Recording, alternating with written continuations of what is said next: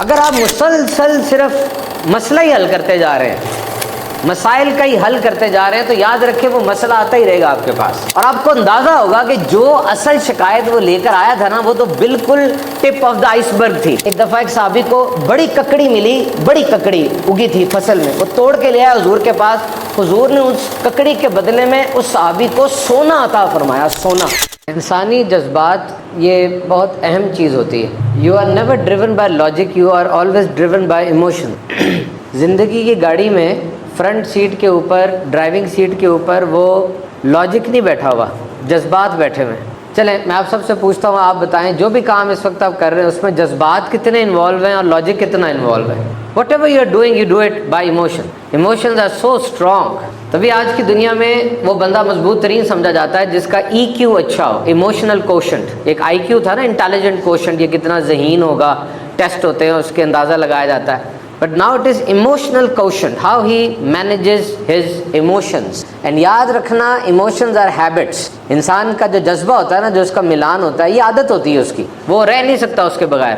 مثال کے طور پہ ایک بندے کو اداس رہنے کی، غمگین رہنے کی عادت ہے، یقین کرنا سارے انجوائے کر رہے ہوں گے، بڑا مزہ کر رہے ہوں گے، وہ اس میں سے بھی ڈھونڈ لے گا میں نے اداس کیسے ہونا ہے، اور 2 منٹ میں رس کے بیٹھ جائے گا، ہے کہ نہیں ایسا؟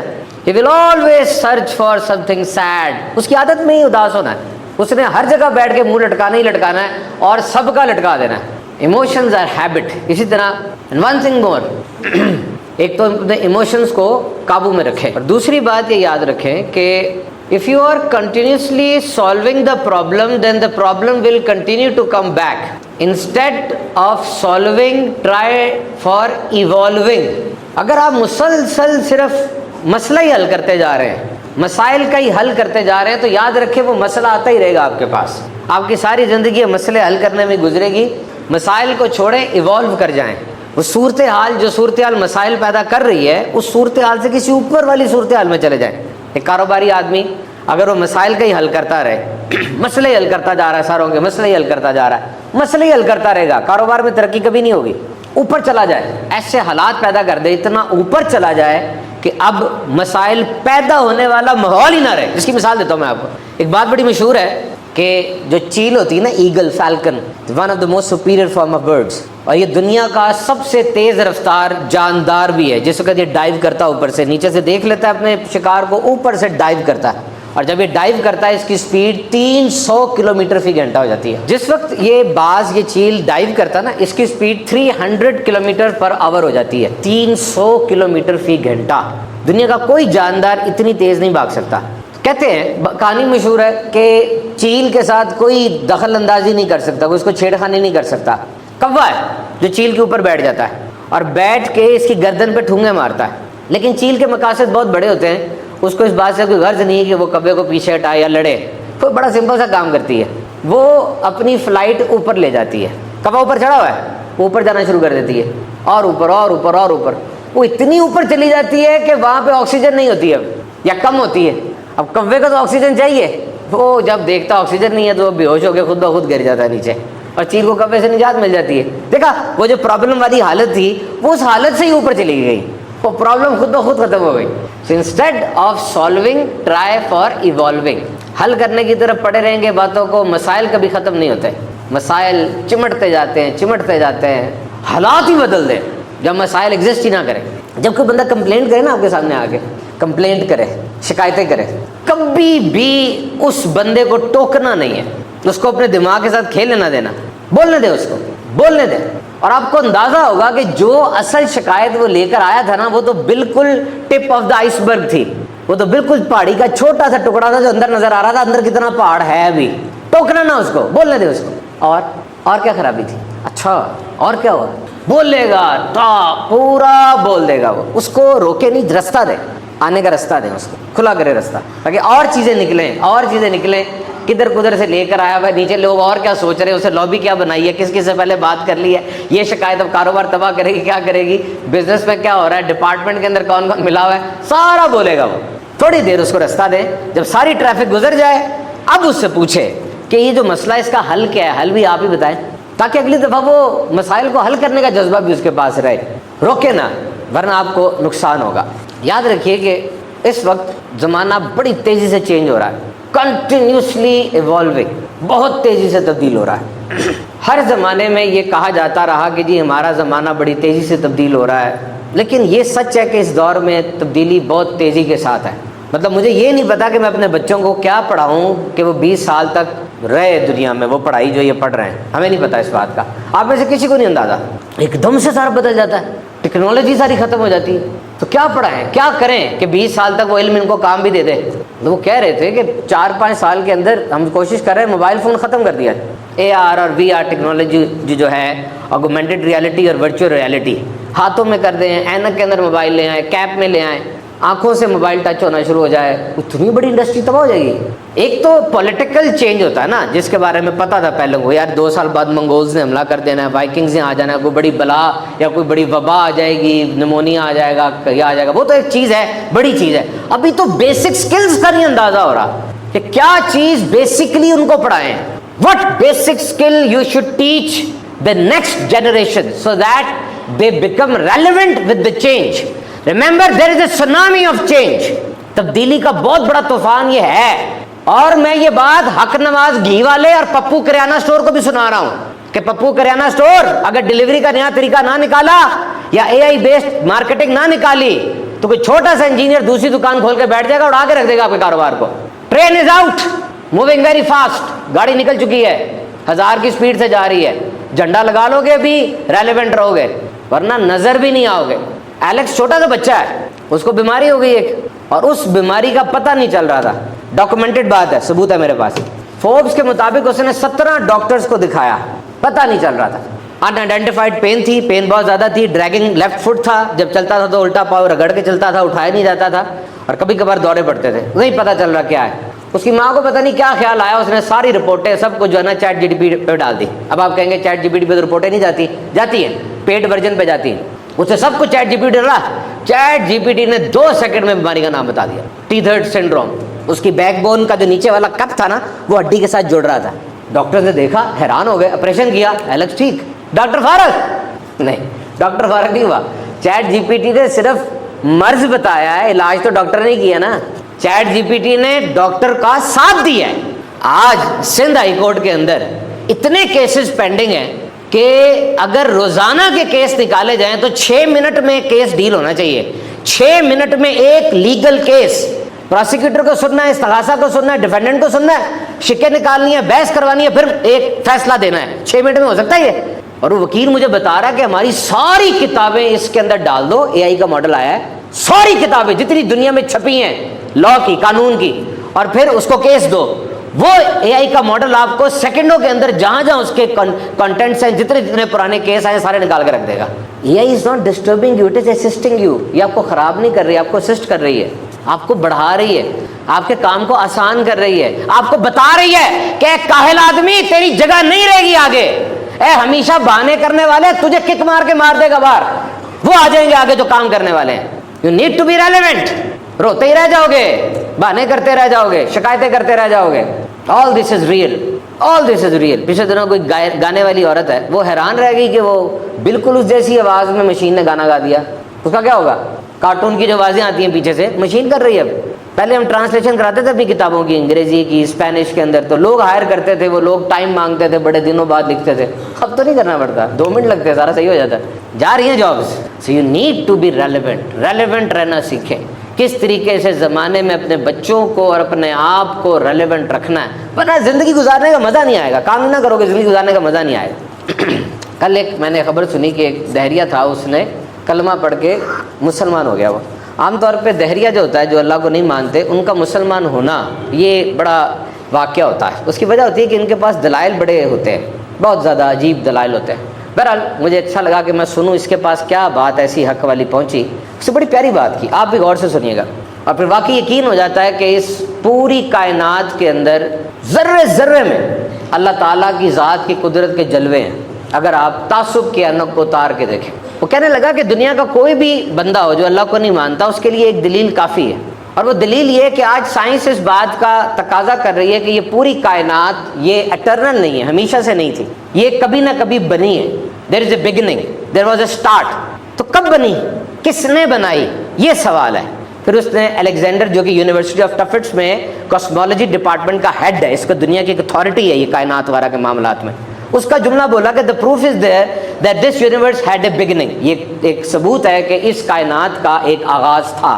تو آغاز سے مراد یہ کہ یہ نہیں تھا تو آ گیا، ٹھیک ہے؟ تو یہ اینک چھوٹی سی اینک ہے، یہ جب نہیں تھی آئی کیسے؟ کسی نے بنائی، چھوٹی سی سوئی ہے، یہ چھوٹا سا بٹن ہے، یہ نہیں تھا آ گیا، کیسے آیا؟ کسی نے بنایا۔ تو یہ ساری کائنات جب نہیں تھی اور اب آ گئی تو اس کا مطلب کسی نے بنائی۔ وہ کون ہے؟ وہ کون ہے؟ اب بحریہ اس میں اور باتیں لے کر آئے گا، کہتا ہے میں پوچھتا ہوں کہ جو ہے جس نے کائنات بنائی ہے، سب سے پہلے تو وہ ٹرانسینڈنٹ ہے۔ ٹرانسینڈنٹ مینز ماورائی کوئی ہستی ہے، وہ انسان نہیں ہو سکتا۔ انسان کیسے بنا سکتا ہے اتنی بڑی کائنات؟ اور انسان تو تھا نہیں اس وقت، تو وہ ماورائی ہے، انسانی وجود سے وہ چیز بڑی ہے، بہت کوئی بڑی ہے۔ And number 2 it is time لیس، جب کائنات ہی نہیں تھی تو وقت بھی نہیں تھا، کائنات بنی تو وقت وغیرہ بنا نا سارا، تو اس کا مطلب وہ ذات جو بہت بڑی ہے وہ ٹائم سے بھی آزاد ہے، ٹائم کی محتاج نہیں ہے، وہ ٹائم لیس ہے۔ And third one very powerful, وہ ذات بہت پاورفل ہے، کیونکہ جب کسی کی پاور دیکھنی ہو، یہ دیکھو اس نے کیا ایجاد کیا، کیا بنایا ہے، اتنی بڑی چیز بنانے والا کوئی بہت پاورفل ہوگا نا۔ اینڈ ویری اسمارٹ، اور بہت زیادہ حکمت اس کی بڑی لگ رہی ہے، کیونکہ اس نے جو یہ کائنات بنائی، اس کے مدار بنائے، اس میں سورج بنائے، اس میں چاند بنائے، چاند کے اندر طاقت رکھی کہ سورج سے طاقت لے، اور پھر ان کی چمک بنائی، پھر اس دنیا کے اندر اتنی رنگا رنگی، اتنا نظام رکھا، حکمت کتنی بڑی ہوگی اس کی۔ اور پھر وہ کہتا ہے وہ جو ہے وہ کیئرنگ بہت زیادہ ہے، بہت محبت کرنے والا ہے۔ کیسے؟ اس نے اس دنیا کے اندر جو رشتے بنائے ان میں کتنی محبت ہے، کتنی جنراسٹی ہے، کتنا پیار ہے، کتنی الفت ہے۔ پھر سائنٹیفک پرنسپل ہے آکیوم ریزر کا، یہ ایک سائنٹیفک پرنسپل ہے کہ کریٹر کبھی بھی دو نہیں ہو سکتے، بنانے والا کبھی بھی دو نہیں ہو سکتے، یہ ایک ہوگا ورنہ ان دونوں میں لڑائی ہو جائے گی۔ اب وہ کہتا ہے کہ مجھے بتائیں وہ ہستی جو ٹرانسینڈنٹ ہے، بڑا ٹائم لیس ہے، پاورفل ہے، اسمارٹ ہے، کیئرنگ ہے، وہ کون ہے؟ آؤ پڑھو قرآن پاک کو، یا جس کتاب کو تم مقدس اور الہامی سمجھتے ہو اس کو پڑھ لو، تمہیں وہی نظر آئے گا کہ یہ ایک رب کی ذات ہے۔ This is one almighty Allah who is the creator۔ اتنی بڑی کائنات کو بنانے والا کوئی اور نہیں بلکہ رب تعالیٰ ہے۔ تمہاری ساری تدبیریں ختم ہو جاتی ہیں، یاد رکھنا، تمہیں صاف نظر آ رہا ہوتا ہے، تمہاری بیماریاں بگڑ جاتی ہیں، بڑے سے بڑے ڈاکٹر ہار مان جاتے ہیں، اور واقعی خیال آتا ہے کہ اللہ تعالیٰ کی قدرت ہے۔ آپ کو پتہ ہے جب آپ ایک دفعہ سانس لیتے ہیں نا، لے سانس، میرے کہنے پہ لے رہے ہیں کہ ویسے بھی لے رہے ہیں نا سانس، ہر سانس پہ 8 خطرناک ترین جراثیم آپ کے جسم میں جاتے ہیں، خطرناک ترین 8۔ یہ ہوا ایسی ہے، کون ہے جو ان 8 کو نیوٹرلائز کر دیتا ہے؟ یوں سمجھ لیں 8 دہشت گرد داخل ہوئے، سامنے فوج کتنی مضبوط ہوگی کہ ان 8 کو نیوٹرلائز کر دیتی ہے۔ کیا آپ کے جسم کے اندر آرمی موجود ہے ایسی کہ ان 8 کو فارغ کر دیتی ہے؟ 200 کینسر کی ٹائپس ہے دنیا میں، اور 3000 چھوٹے کینسر کی ٹائپ ہیں۔ ایک ڈاکٹر کہہ رہا تھا کوئی بندہ ایسا نہیں جس میں کینسر نہ ہو، اتنے خلیے ہیں، کہیں نہ کہیں کچھ تو چل ہی رہا ہے۔ کیا ہے وہ چیز آپ کے جسم کے اندر؟ وہ آرمی جس کو آپ امیونٹی کہتے ہیں، قوت مدافعت کہتے ہیں، جس کی ہر وقت تربیت کر رہا ہے، ہر وقت تربیت ہو رہی ہے، ان کی ملٹری ٹریننگ ہو رہی ہے آپ کے جسم میں، کس طرح آنے والے جراثیم کو ختم کرنا، کیا کرنا ہے۔ بتاؤ اللہ کی قدرت ہے کہ نہیں ہے؟ 8 جراثیم ہر سانس پہ اندر جائیں، بندہ کیسے بچ سکتا ہے؟ تو کائنات کے ذرے ذرے میں اللہ تعالیٰ کی ذات کا جلوہ آپ کو نظر آئے گا۔ اور پھر آپ اللہ پر ایمان لے کر آئے، اس کے حبیب صلی اللہ تعالیٰ علیہ وسلم کی ذات پر، ان کی ختم نبوت پر ایمان لے کر آئے، اور اب اللہ تعالیٰ نے اس دنیا میں آپ کو پیدا فرمایا، آپ کو بھیجا، اور اب کیا حکم فرمایا؟ آپ کا رب ہے نا، پالن ہار ہے، ہر طرح کے حالات میں آپ کو سکون دیتا ہے، ہر طرح کے حالات کے اندر آپ کو پالتا ہے۔ آپ دن میں کتنے گناہ کرتے ہیں، رات کو پیٹ بھر کے چھت کے نیچے آپ کو سلاتا ہے، اتنا رحمان رب ہے۔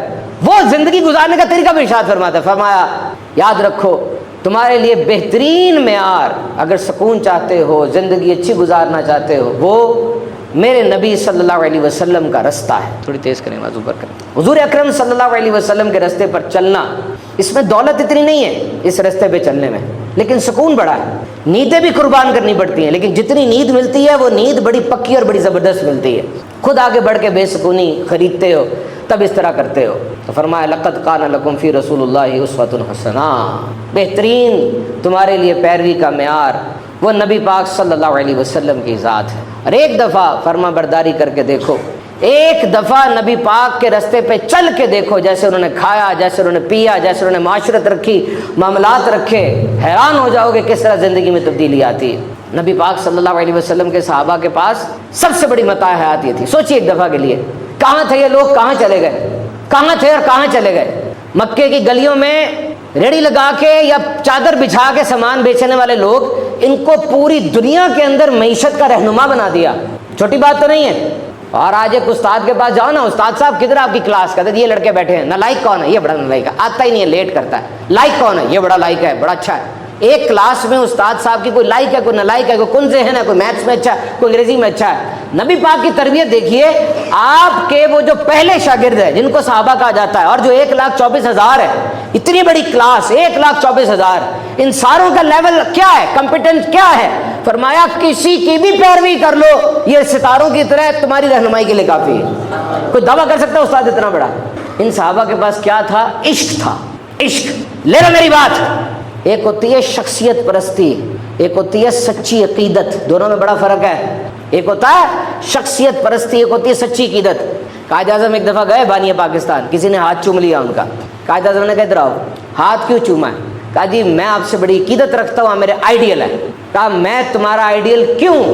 کہا اس لیے کہ آپ دیانتدار ہیں، وقت کی پابندی کرتے ہیں، اچھے آدمی ہیں، آپ کے قول و فعل میں تضاد نہیں ہے، آپ پڑھے لکھے آدمی ہیں، بہت بڑے وکیل ہیں، اور آپ اپنی قوم سے مخلص ہیں، آپ نے سارا کر کے دکھایا۔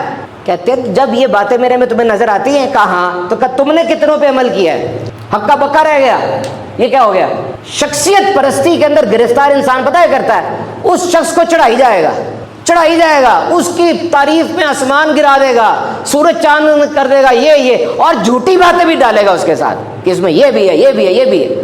جبکہ سچی عقیدت والا آدمی فوراً اپنے آئیڈیل کو دیکھے گا اور کہے گا میں نے اپنے آپ کو کس طرح تبدیل کرنا ہے۔ اور حضور پاک صلی اللہ علیہ وسلم اسی عقیدت کے حوالے سے ارشاد فرماتے تھے۔ حضور وضو فرما رہے ہیں نا، صحابہ آئے، ایک ایک پانی کا قطرہ ہاتھ میں لے رہے ہیں، صحابہ نیچے نہیں جانے دے رہے۔ حضور نے پوچھا تمہیں کیا چیز ابھار رہی ہے کرنے پہ؟ میں کہ مطلب آپ ہمارے نبی ہیں اور ہم آپ سے محبت اور عقیدت، تعظیم اور برکت، وہ تبرک، وہ سارا کانسیپٹ ہے۔ آقا نے فرمایا پھر سن لو، اگر یہ بات ہے تو سن لو، سن لو، تم میں سے جو اللہ اور اس کے رسول سے محبت کرتا ہے اور جو یہ چاہتا ہے کہ اللہ اور اس کے رسول بھی اس سے محبت کریں، تو جب بات کرے سچ بولے، جب امانت رکھوائی جائے اچھا امین بنے اور اچھا ہمسایہ بن کر رہے۔ حضور نے تعظیم اور تبرک سے روکا نہیں، وہ ضروری ہے، لیکن یہ کہا کہ میری تعظیم تمہارے عمل کو سست نہ کر دے، عمل میں سستی نہ لے کر آنا، اور ثابت کر دو مجھے کسی ایک صحابی کی زندگی سے کہ حضور کی عقیدت نے اس کے عمل کو سست کیا ہو۔ جتنی عقیدت محبت بڑھتی تھی اتنا صحابہ کا عمل اتنا ہی بڑھتا چلا جاتا تھا۔ تھا کہ نہیں بتاؤ؟ آج کون ہے جو محبت رسول کا دعویٰ نہیں کر رہا؟ لیکن جو ہوا واقعات، جو سنتیں ہیں، اس پر عمل کرنے کی کتنی آپ کے اندر جذبہ ہے، یہ بتائیں۔ تو سب سے بڑی بات کیا ہے؟ محبت۔ حضرت محمد بن اسلم بڑی عمر کے صحابی تھے، بازار سے گھر آئے، اچانک اٹھ کے جانے لگے۔ پوچھا کیا ہوا؟ کہا حضور کا مجھے فرمان یاد آ گیا، نبی پاک نے فرمایا تھا کہ جب بھی آؤ میری مسجد میں 2 رکعت نماز پڑھ کے اپنے گھر جانا۔ تو مجھے وہ یاد آ گیا فرمان، میں تو پہلے جاؤں گا، جا کے 2 رکعت پڑھ کے پھر آؤں گا۔ بازار سے کوئی گھر آیا اور شام کو اٹھنے کا دل کرتا ہے اس کا؟ دیکھیں حضرت عثمان رضی اللہ تعالیٰ عنہ وضو کیا اور مسکرائے، وضو کرنے کے بعد مسکرانا ایک بات ہے۔ کہا اے عثمان غنی آپ کیوں مسکرائے؟ ارشاد فرمایا کہ میرے نبی پاک کو اسی طرح میں نے دیکھا تھا کہ وضو کر کے مسکرائے تھے، تو مجھے یاد آ گیا میں یار کی ادا کو ادا کرتا چلا جا رہا۔ ایک صحابی ایک جگہ سے گزرے، کوئی آڑ نہیں تھی سامنے سے، پھر بھی سر نیچے کر کے گزرے۔ کہا کچھ تو نہیں ہے سامنے؟ کہا بہت عرصہ پہلے لشکر کے ساتھ آیا تھا، نبی رحمت اور کی صحبت حاصل تھی، تو یہاں پہ ایک شاخ نکلی ہوئی تھی، حضور نے یوں اپنا سر اقدس جھکایا تھا تو میں نے بھی بس اس ادا کو ادا کیا۔ یہ ہوتا ہے عشق، مائکرو میکرو نہیں دیکھا جاتا، بس اپنے محبوب کی اداؤں کو دیکھا جاتا ہے۔ میرے محترم سامعین کرام، نبی پاک صلی اللہ تعالیٰ علیہ وسلم کی شان ایسی ہے کہ انسان پڑھتا جائے اس سے پتہ چلتا چلا جاتا ہے۔ نبی پاک صلی اللہ علیہ وسلم پر 13 سال جو مکے میں شدید آزمائش کے گزرے، آپ کو یاد ہوگا حضرت یوسف علیہ السلام کے 10 بھائیوں نے نا چند گھنٹے کے لیے ان کو ظلم کیا تھا ان کے اوپر۔ حضرت یوسف علیہ السلام کے 10 بھائیوں نے چند گھنٹے کے لیے ظلم کیا، جس کی وجہ سے آپ کو کچھ عرصہ آزمائش رہی، پھر آپ بادشاہ بن گئے۔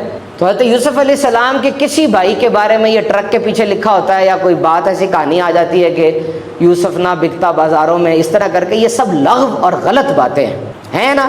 بالکل نہیں. وہ مومن مسلمان تھے, حضرت یوسف علیہ السلام کی امتی تھے, ان کے بارے میں کوئی لوز ٹاکنگ نہیں کرنی. لیکن ایک بات میں کر رہا ہوں موازنہ کی کہ حضرت یوسف علیہ السلام پر چند گھنٹے ان کے بھائی نے ظلم کیا, اور نبی پاک پر کم و بیش 13 سال 52 سال آپ نے مکے میں گزارے, اس میں 13 سال اعلان نبوت کے بعد کے ہیں. بڑا شدید ظلم ہوا, بہت زیادہ. لیکن نبی پاک صلی اللہ علیہ وسلم کی شان دیکھیے, آپ نے ان سب کو معاف کر دیا اور سب کے لیے ایک اسوہ کا نمونہ رکھا. امت کے مساکین ہو, نبی پاک صلی اللہ علیہ وسلم کے گھر میں 2 ماہ تک آگ نہیں جلی. سلطنت کا فرما روا ہو, دیکھے کس طریقے سے آپ نے معافی دی. کوئی مالدار ہو, اس کے لیے کیا اسوہ ہے. ایک دفعہ ایک صحابی کو بڑی ککڑی ملی, بڑی ککڑی اگی تھی فصل میں, وہ توڑ کے لے آیا حضور کے پاس. حضور نے اس ککڑی کے بدلے میں اس صحابی کو سونا عطا فرمایا, سونا, کہ تم نے مجھے تحفہ دیا, میرے پاس یہ ہے. ایک دفعہ حضور کو اتنی بکریاں ملی کہ پورا جنگل بکریوں سے بھر گیا. ایک بندہ اگر کہتا اللہ نے تو بڑا عطا فرمایا, بڑے مالدار بن گئے آپ, حضور نے فرمایا کس چیز کو مالداری کہہ رہا ہے. کہا یہ جو بکریاں ہیں. کہا جا یہ ساری بکریاں تجھے دے دیں. وہ بھاگا بھاگا قبیلے میں گیا, کہا ان کا کلمہ پڑھ لو, یہ تو اتنا دیتے کہ انسان فقیر رہ ہی نہیں سکتا. کس جگہ پر ہم نبی پاک صلی اللہ علیہ وسلم کی ذات کو نہ دیکھیں, ہر جگہ یقیناً وہی ہے. تو میرے محترم سامعین کرام, یاد رکھیے نبی پاک صلی اللہ تعالی علیہ وسلم کی تعلیمات یہی ہیں کہ ہم شریعت اسلام کے ساتھ مضبوط رشتہ رکھیں. حضرت عبداللہ ابن عباس فرماتے ہیں کہ رسول پاک نے مجھے 2 باتیں ارشاد فرمائی. نمبر 1 فرمایا, عبداللہ سارے دنیا دار مل کر بھی تمہارا کچھ بگاڑنا چاہیں تو بگاڑ نہیں سکتے جب تک رب نہ چاہے, اور سارے دنیا دار مل کے تجھے سنوارنا چاہیں, سنوار نہیں سکتے جب تک رب نہ چاہے. تو جب یہ بات ہی ختم ہو گئی تو پھر بندوں کو دیکھنا چاہیے کہ سجدوں کو زیادہ پکا کرنا چاہیے, سجدوں کو زیادہ پکا کرنا چاہیے.